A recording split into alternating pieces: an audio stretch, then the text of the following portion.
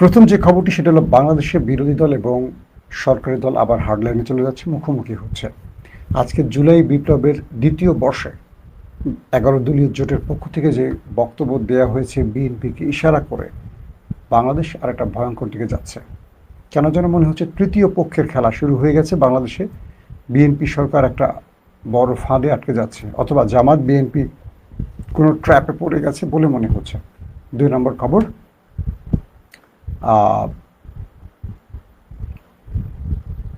Iran মধ্যপ্রাচ্য থেকে কিংবা হরমুজ প্রণালী থেকে এবার আউট করে দিল আমেরিকাকে।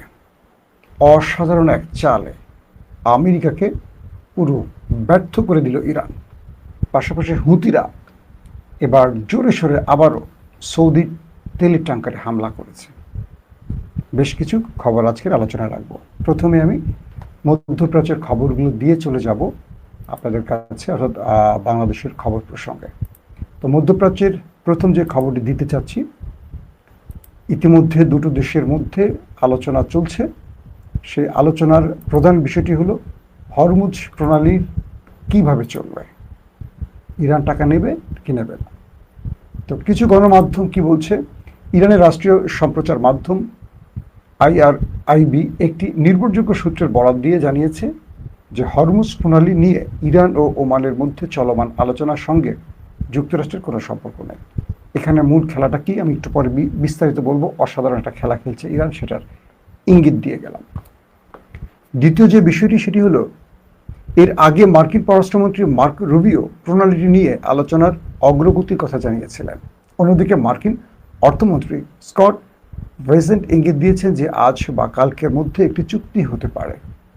পাশাপাশি হুতিরা দাবি করেছে তারা উত্তর লোহিত সাগরে ওয়াফা নামের একটি সৌদি তেলের ট্যাঙ্কারে ব্যালিস্টিক ক্ষেপণাস্ত্র দিয়ে হামলা চালিয়েছে।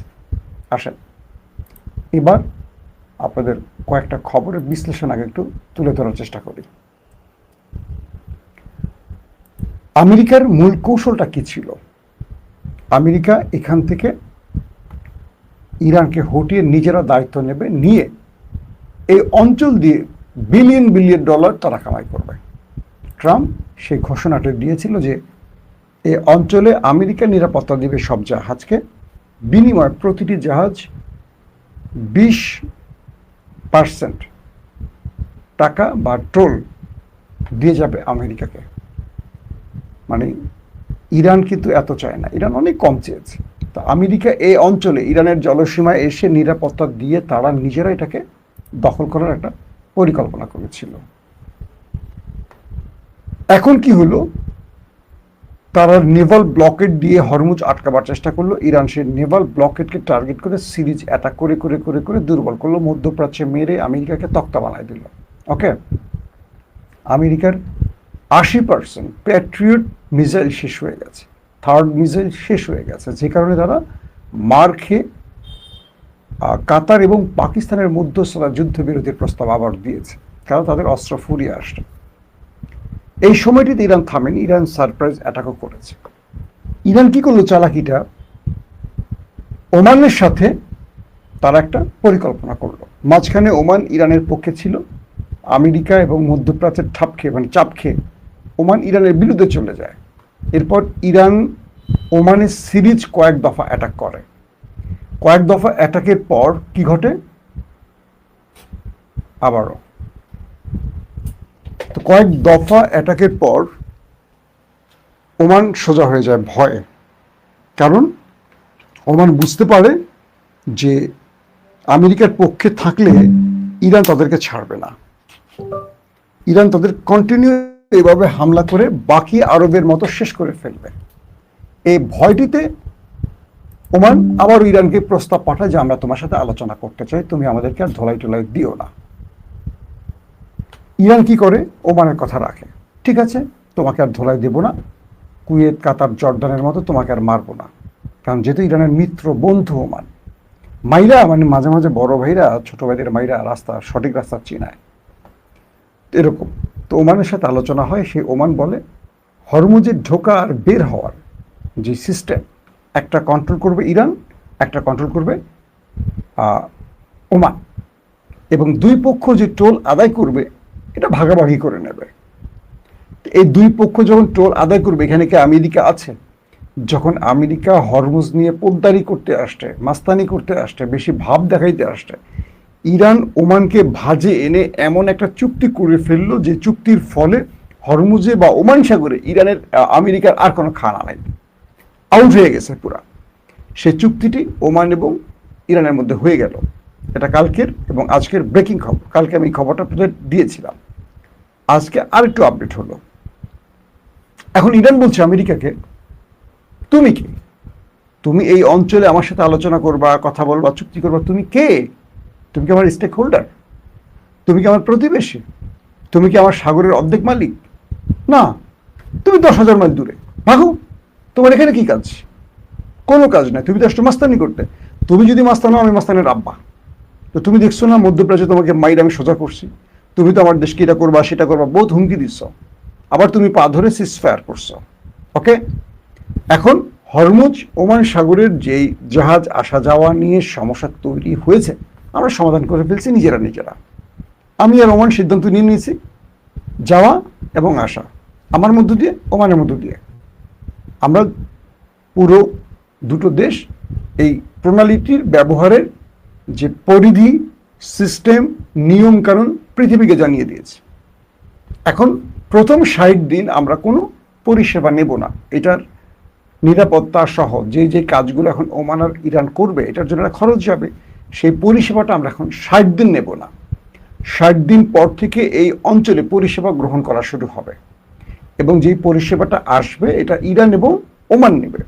তুমি আমেরিকা চলে যাও। এখন আমেরিকা কি করবে?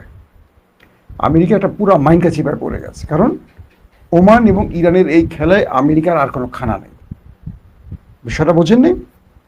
বিএনপি, জামাত, তারা চুক্তি করে নিল, সরকারি দল, বিরোধী দল, যে এখন থেকে রাষ্ট্র পরিচালনায় আমরা এইভাবেই কাজগুলো করব।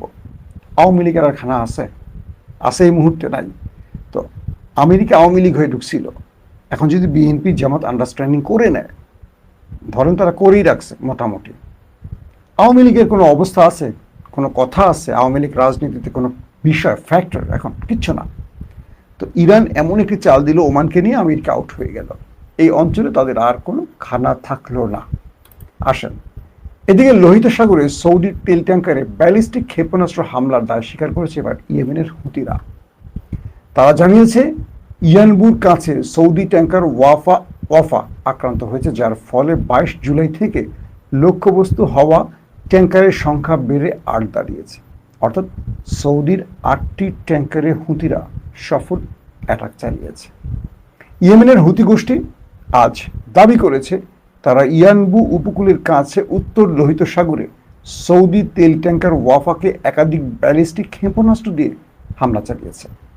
গোষ্ঠীটির সামরিক মুখপাত্র ইয়াহিয়া সারি এক্সে দিয়ে এক বিবৃতিতে বলেছেন যে ক্ষেপণাস্ত্রগুলো ট্যাঙ্কারটিতে সঠিকভাবে আঘাত হেনেছে। তিনি বলেন, এই হামলাটি ছিল সৌদি আরবের বিরুদ্ধে গোষ্ঠীটির তথাকথিত সামুদ্রিক অবরোধ ও অবরোধের বদলে অবরোধ কৌশলের অংশ। ইয়াহিয়া সারি বলেন, এই হামলার ফলে 22 জুলাই অবরোধ শুরু হওয়ার পর থেকে গোষ্ঠীটির লক্ষ্যবস্তুতে পরিণত হওয়া সৌদির তেল ট্যাঙ্কারের সংখ্যা দাঁড়ালো 8-এ।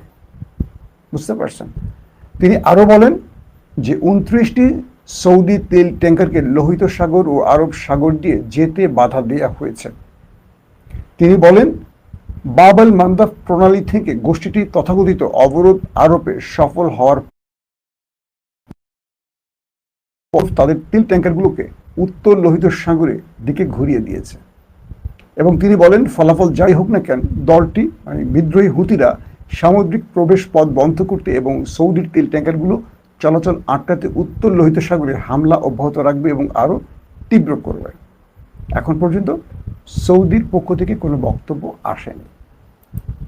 আপনারা মোটামুটি আজকের মধ্যপ্রাচ্যের ব্রেকিং সংবাদগুলো পেয়ে গেছেন। এখনও হুতিরা ধোলাই খাচ্ছে, হুতিদের হাতে ধোলাই খাচ্ছে সৌদি আরব। পাশাপাশি আমেরিকা মানে ইরানের কাছে তার বড় একটা পরাজয় ঘটে গেছে। আরও অনেকগুলো খবর ছিল, রাতে দেব। এখন আসি বাংলাদেশ প্রসঙ্গে। আপনাদের প্রথমে একটু বিরক্ত করে ফেলছিলাম না, সিস্টেমে একটু প্রবলেম হওয়ার কারণে। আজকে বায়তুল মুকাররমের উত্তর গেটে বোধ হয়, জুলাইয়ের দ্বিতীয় বর্ষ পালন করছে 11 দলীয় জোট। সেই 11 দলীয় জোটের প্রোগ্রামে মোটামুটি 11 দলের সব নেতারা আসছেন। জামাতের আমির ডক্টর শফিক, আক্তার হোসেন, নাসিরউদ্দিন পাটোয়ারি, মামুনুল হক সহ সব পক্ষের বক্তব্য আসে। এর মধ্যে আমার 3 জনের বক্তব্য খুব অ্যাগ্রেসিভ লেগেছে, মামুনুল হক এবং নাসিরউদ্দিন পাটোয়ারি। আর জামাতের আমিরের বক্তব্যটি খুব কৌশলী, অ্যাগ্রেসিভ এবং থ্রেট, 3টি মনে হয়েছে আমার। তিনি বলছেন, ডক্টর শফিক বলছেন যে আপনারা কার ইশারা, তারেক রহমানকে বলছেন যে আপনারা কার ইশারায় জাতিকে দেয়া ওয়াদা ভঙ্গ করছেন। অর্থাৎ তিনি বলছেন যে একজন মায়ের 2টো যমজ সন্তান, একই চেহারা, একই দিন হয়েছে, সব এক, কিন্তু মা একজনকে কখনো দুধ দেয় না, মা দুজনকে দুধ দেয়। একই সঙ্গে ভোট হয়েছে, একই সাথে সিল হয়েছে, আপনি সংসদে বসেছেন, প্রধানমন্ত্রী হয়েছেন, দেশ চালাচ্ছেন, সরকারে বসছেন, কিন্তু একই সঙ্গে 70% মানুষের যে ভোট পড়েছে গণভোটের পক্ষে, সেটাকে আপনি অবজ্ঞা করছেন, সেটাকে মানছেন না। এভাবে চলবে না। আপনি কার কাছে, তারেক রহমানকে বলছেন, আপনি কার কাছে দাসখত দিয়ে গণভোটের বিরুদ্ধে দাঁড়িয়েছেন, এটা জাতি জানতে চায়। আরও অনেক কথা তিনি বলেছেন। পাশাপাশি তিনি আরেকটি কথা বলেছেন, নাসিরউদ্দিন পাটোয়ারি কোরআনের একটি আয়াত তারপর বলছেন যে তারেক রহমানের কাছে ভালো কিছু পাওয়া যাবে না। নাসিরউদ্দিন পাটোয়ারির বক্তব্য, তিনিও বেশ অ্যাগ্রেসিভ বক্তব্যগুলো দিয়েছেন, আমার কাছে তাই মনে হয়েছে। এবং তিনি আরও বলেছেন যে জুলাই বিপ্লবীরা ঘরে ফিরে যায়, জুলাইয়ের জন্য 2000 রক্ত দিয়েছে বা 1400 রক্ত দিয়েছে, প্রয়োজনে আরও রক্ত দেবে, 2800 রক্ত দেবে, কিন্তু তারেক রহমান তাকে ক্ষমতা থেকে সরানো হবে, এরকম হুমকিও তারা দিয়েছে। এবং তিনি এটিও বলেছেন যে তিনি ব্যর্থ হয়ে গেছেন, এখন তিনি তার ঠিকানায় চলে যাবেন, মানে লন্ডনেরটা তিনি লন্ডনে চলে যাবেন, এরকম অনেকগুলো কথা বলেছেন। এটাকে আমি এখন খুব গুরুত্ব দিচ্ছি না। মামুনুল হকও খুব অ্যাগ্রেসিভ বক্তব্য দিয়েছেন গণভোটের রায় বাস্তবায়নের বিষয়। এখন একটি বিষয় নতুন করে আসছে যে হঠাৎ করে এই 2টো দল কেন এত মারমুখী অবস্থানে চলে গেল। কয়েকটি সূত্র দাবি করছে যে রাজনীতিতে কিছু কঠিন বাস্তবতাকে সামনে হাজির করার জন্য মূলত তৃতীয় পক্ষ স্বগোত্রীয়দের মধ্যে বা জুলাইয়ের অংশীজনদের মধ্যে একটা বড় প্ল্যান কাজ, মানে বাস্তবায়নে কাজ করছে। আমরা জানি যে বিএনপির সাথে প্রায় 20-25 বছরের সম্পর্ক হলো জামাতের বা বাকি যারা আছে জোটে তাদের। কিন্তু ইন্টারেস্টিং ব্যাপার হলো যে হঠাৎ করে তারা নির্বাচিত হওয়ার পর এখন দেশটা চলবে ভালোভাবে, তাই না? কিন্তু আমরা দেখতে পাচ্ছি যে 2টো গ্রুপের মধ্যে হঠাৎ করে লেগে গেছে বড় কেওয়াজ, এবং এই কেওয়াজের ফলে তৃতীয় পক্ষ তাদের পরিকল্পনা বা ষড়যন্ত্র বাস্তবায়নের দুর্দান্ত পদক্ষেপ নিয়ে এখন এগুচ্ছে, মানে তারা সফল। দর্শক, আমরা আপনাদেরকে একটা ভিডিও দেখাই, আপনারা অনেকে ভিডিও দেখাতে বলেন, দেখেন তো এই দৃশ্যগুলোকে আপনারা সাপোর্ট করেন কিনা। মানে 24-এর বিজয়ের পর একটা নতুন বাংলাদেশে এই ভিডিওগুলোকে কারা কারা সাপোর্ট করেন আমাকে একটু বলবেন।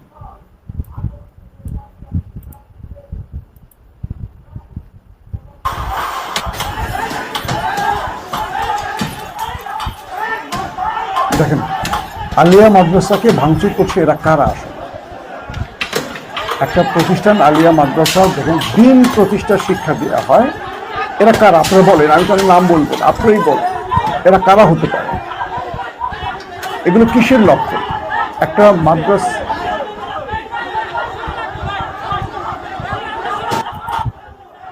আমাকে বলেন একটা দিনী প্রতিষ্ঠানে এভাবে হামলা কারা করতে পারে? এই চেহারাগুলো দেখে কাদের মনে হচ্ছে এই টোকাইগুলো কোত্থেকে আসছে বলে ধারণা করছেন, এবং এই রাষ্ট্রকে তারা কোথায় নিতে চাচ্ছে? আপনারা ফুটেজগুলো দেখেছেন, মোটামুটি বুঝতে পেরেছেন। আমি আরেকটা ফুটেজ আপনাদের দেখাতে চাই যে এগুলো আসলে দেশকে কোথায় নিয়ে যাওয়ার ষড়যন্ত্রের অংশ হতে পারে। আমার মাথায় আসলে কাজ করছে না যে আমরা আসলে কোন দিকে